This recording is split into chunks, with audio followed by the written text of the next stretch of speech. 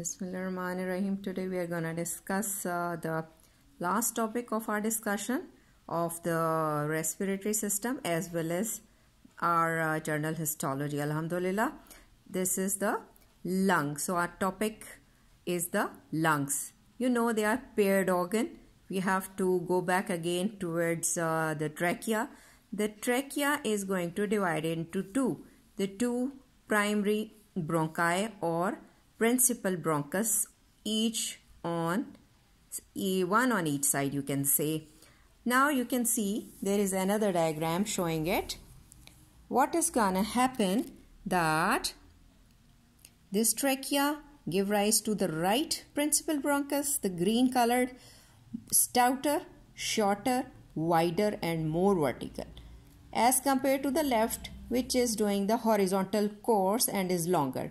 So anything that enters through trachea has more chance of entering into the right principal lung or right side of your lung. So Allah has made something here in the interior of the lower end of this trachea. The tracheal cartilage rather inwards projected giving rise to a carina, which is very much sensitive to cough. So anything that touches here and trying to enter to your right lung or so can be presented as a cough reflex. So the things we accidentally inhale can be coughed out. So it is the blessing of our Allah. Now you see after this principal bronchi on both sides seen in the green color, on the right side this principal bronchi, they are going to give rise to the three secondary bronchi. You can see again in the purple color, again they are three. They are also called as lobar bronchi. Now they are entering into the tertiary bronchi. These are in a yellow color representation on both sides.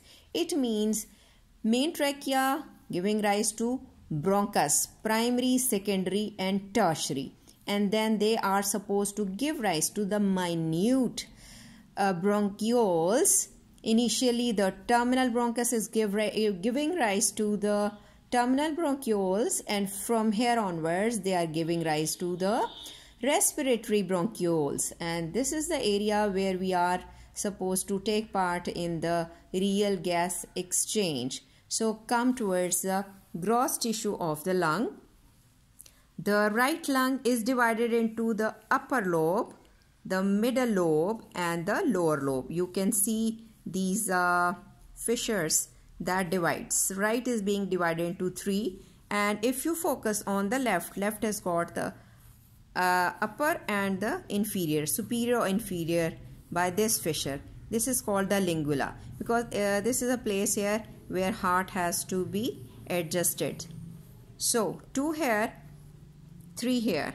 After that we are supposed to learn about the bronchopulmonary segments. So I have to show you another figure. Schematically they are showing various segments called as bronchopulmonary segments, meanings that the lung tissue, which you called it as the lung parenchyma, and being covered on its outer side by the covering of the connective tissue. We will mention them later on in a form of rather pleura. The pleura present on just this lung, you call it as visceral pleura, and there is another pleura that lines your thoracic cage. You call it as parietal pleura. In between there is a pleural space filled with the serous fluid, and that helps or gives lubrication so that the lung can easily inflate inside without any injury. Okay, now we are supposed to discuss the bronchopulmonary segments. You can see 8 to 10 on both sides. These are what? This is basically a segmental or tertiary bronchus, which we saw in that yellow color in the previous diagram, not here.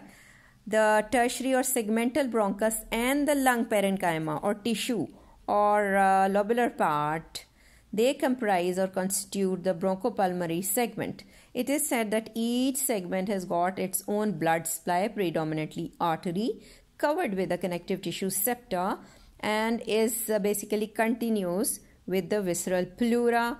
So why we are interested in these bronchopulmonary segment? It is said that they function as structurally different, separately functioning independent respiratory units. And another important thing, that if any tumor or abscess is present in that bronchopulmonary segment, so it's been easy for surgeons to resect it or to remove it without disturbing rest of the healthy associated or nearby segment. So we have to learn about various segment in detail. You will learn them in your gross anatomy of the thorax. All these are having the apical representation towards their hilum. Now, this after this, you have to focus on a very important diagram to learn the histological structure. In this, here you are seeing the trachea, the principal bronchus, going to divide into the secondary or lobar bronchus, then going to enter into the tertiary or segmental bronchus. They are now, after repeated generations of division, they are becoming now terminal bronchioles. The name given to them when they become terminal bronchiole, their diameter is now less than 1 millimeter, rather 0.5 millimeter, and so on. This part up to the terminal bronchiole, you label it as a conducting part of your respiratory system, and then below that there is a continuation of respiratory or starting of the respiratory bronchiole. These bronchioles are going to enter into the longitudinal cord-like part called as alveolar ducts.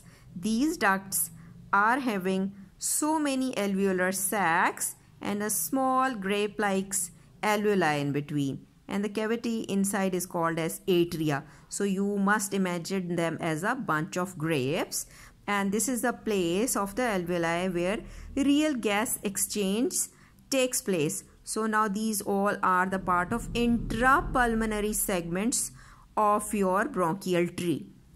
Interesting thing comes in our mind about a bronchial tree.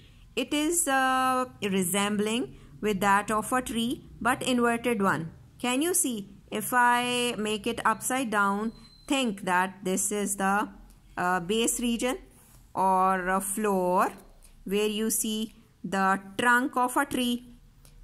Think it in mind as if it is inverted tree. Bark going to give rise so many branches like shakhe of the tree. Okay, always imagine. I'm putting few words regarding in our mother tongue so that you can give or take a good concept. First, main तना is there. Main तना है, आगे इसकी branches हो रही है thick, going to give rise thinner, बिल्कुल बारीक कोंपलें, बिल्कुल बारीक शाखें. So according to all this arrangement, if you keep in mind, you will learn that various histological changes are taking place. So we have to learn them. Let me give you a bigger view in a sense that there is a very good representation here which we have to focus.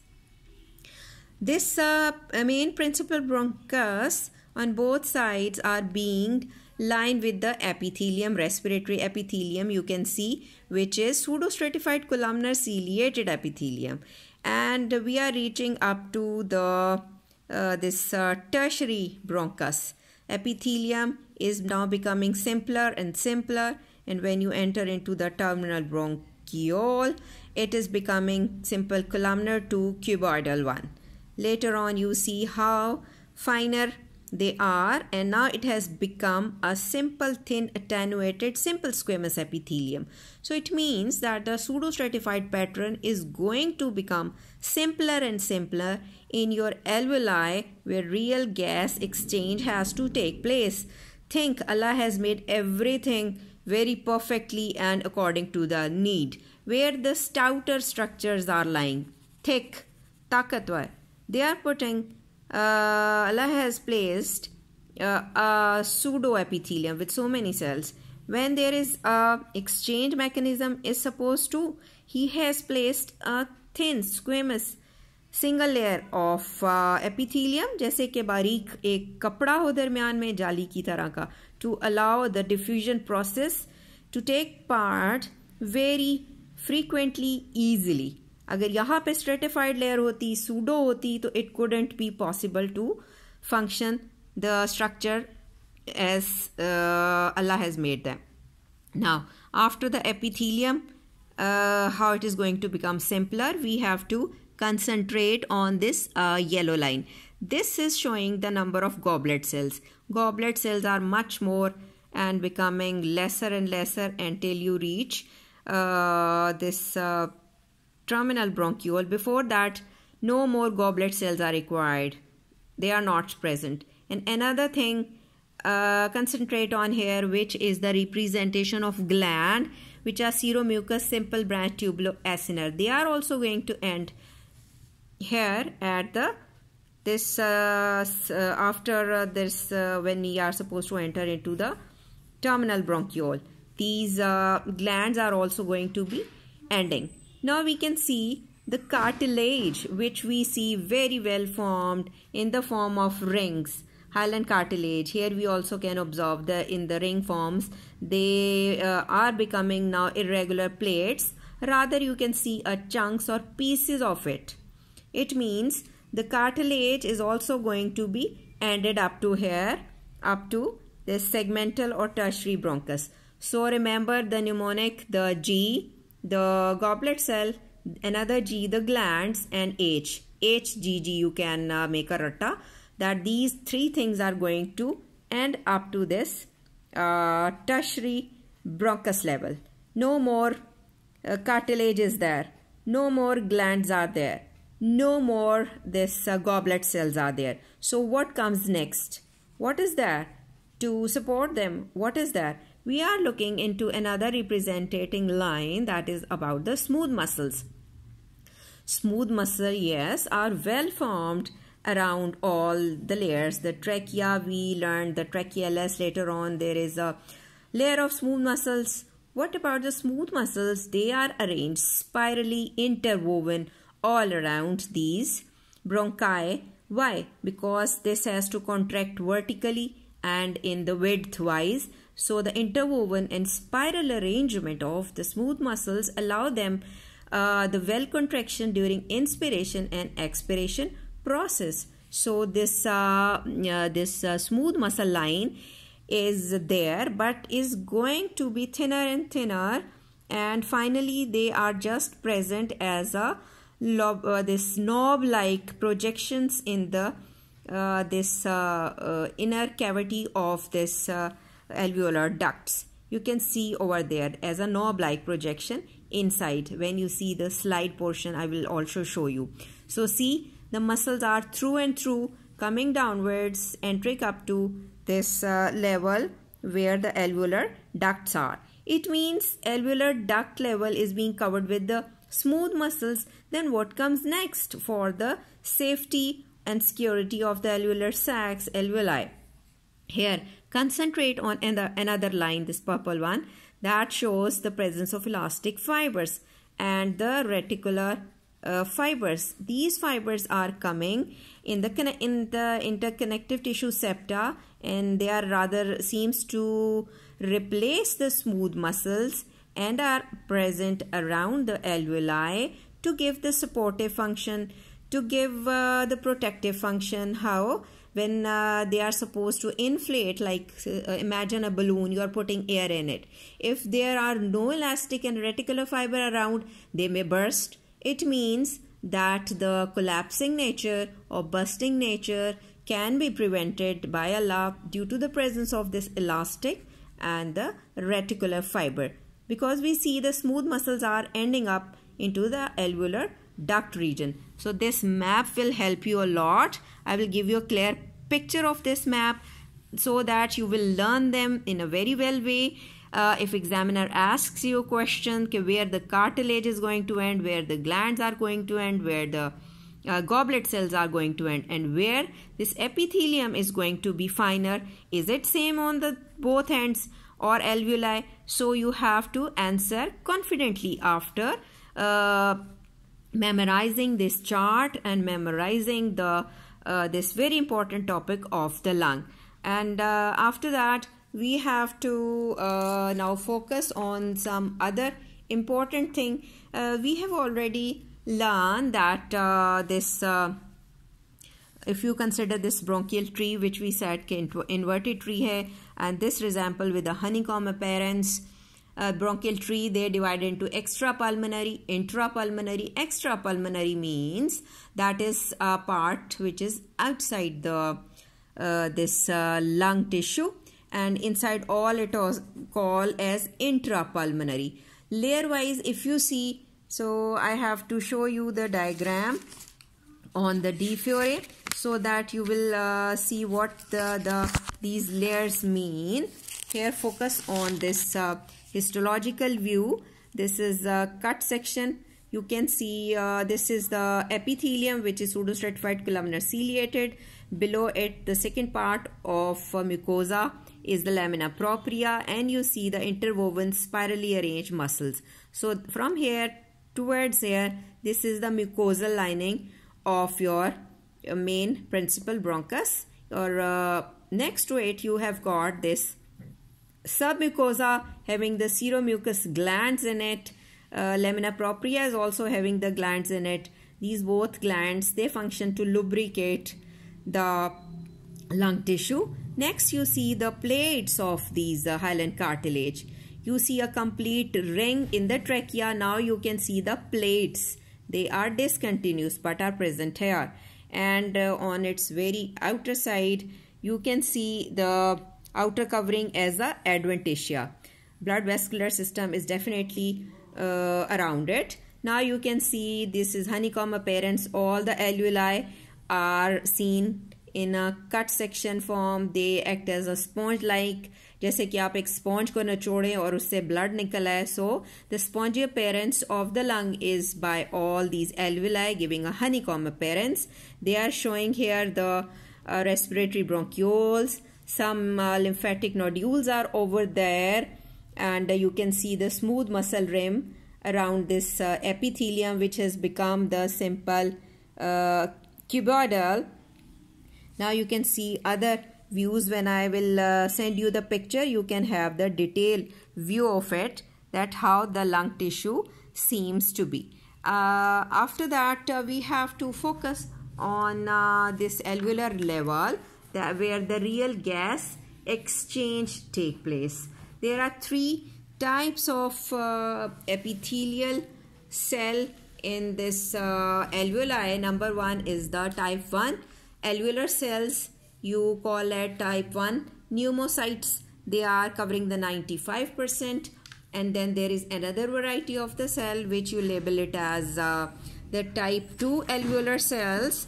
They are comprising 5 to 10%. They are meant to produce the surfactant. They are cuboidal in shape.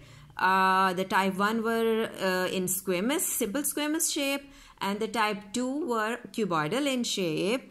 And this type 2 pneumocytes, in addition to form the surfactant, they serve the function of mitotic activity or stem cell. So they are replacing their own number as well as the type 1 pneumocytes. And there is another additional cells. Now you can see the picture I have found here, that this is the great alveolar cells or type 2 pneumocytes, the cuboidal appearance. And all this is a very close concept of the alveoli here. All rest these flattened cells are type 1 pneumocytes. You can see this is type 2 pneumocyte, and in addition to this there is another variety of cell. You can see here these are the macrophages. Now the name given here macrophages is the dust cell, DUST, because they are supposed to phagocytose the RBCs and effeated RBCs, you can say, and the dust coming from the pollutant. So the name is given here dust cell. So see the versatility of the macrophages. Sometimes they are called as histoside and connective tissue, sometimes dendritic cells, sometimes microglia, and here you remember them as a dust cell. Then there is another important cell which you will come across in this series, that the Clara cell are most numerous in the terminal bronchiole.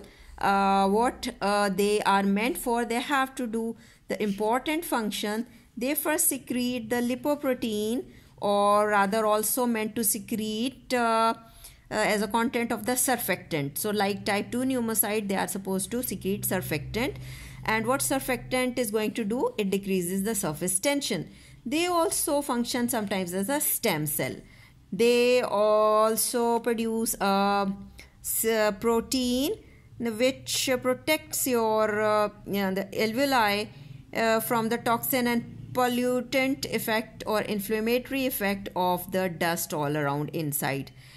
These cells are devoid of cilia, and their shape could be cuboidal to columnar. So we can remember them that they are bulging cells. They bulge into the lumen. Clara cell is their name.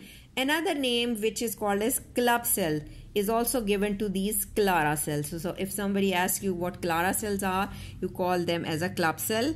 I have mentioned their function as well. So can you make a chart of type 1 pneumocyte, type 2 pneumocyte, and these Clara cell, and write down about their shape of the tree, the location of the tree, the percentage of the tree, and the function of the tree. The type 1 pneumocytes, what important work these type 1 pneumocyte, because they are present in the maximum amount. So they are doing what? They are basically taking part into the blood-air barrier. Let me find some good picture of this blood-air barrier, or so that you will learn about it. Yeah, I have this picture I found.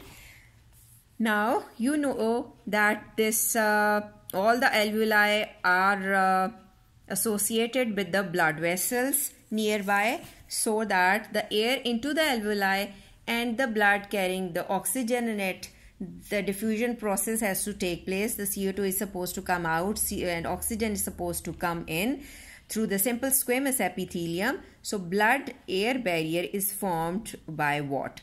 You can see this side. This is the nucleus of the alveolar type 1 cells or type 1 pneumocyte. You can see its basal lamina, which is going to be fused with the basal lamina of the capillary endothelial cells having the erythrocyte in it. So this fused basal lamina and the type 1 pneumocytes and the endothelial cells of the blood capillaries, these three things are forming the blood-air barrier, and they fuse and they just become thick to 0.1 to 1.5 micrometer thick. That is why they allow the passage of the gases through and through, and the real exchange is simply happening through it.